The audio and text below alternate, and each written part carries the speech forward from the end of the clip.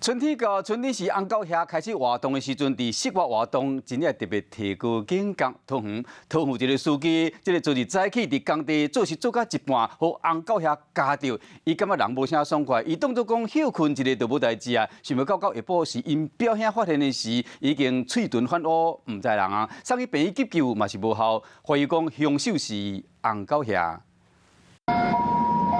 救护车驶到工地，随有人倒三共带路，停伫咧休困室门口。一个30岁司机休困2点钟，刷球发现已经昏迷不醒。到达现场后，患者已经有同事在进行 CPR， 消防人员接手后，评估患者的生命真相。 已经没有意识、呼吸以及心跳。昨日下晝11點外，一個工地司機甲爸爸和表兄講去狗遐家，感覺無爽快，愛休困一下。表兄中晝有去甲關心，伊嘛講有較好一絲啦。不過過1點鐘後，表兄發現已經叫袂精神。教他起抓住叫不了。跟我们通电话的时候，他就跟我们讲说他被蚂蚁咬。你们有看到伤口吗？有啊，很明显这样。对啊。查甫人互送去病院，嘛是无互救回来。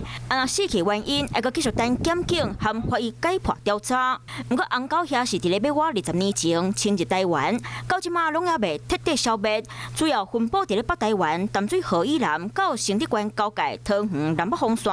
若是真正叫红狗遐夹着伤，皮肤得烧热个痛，有过敏的人会更加严重，产生急剧的一个呼吸窘迫，甚至呢血压明显的降低，这叫历经休克反应。春天20-30度，凉凉的气温，嘛是红狗遐生炭期。伫咧路口，若是看到狗遐受，就要加注意，上好穿袜仔、鞋仔、挂手笼，较袂去夹着伤。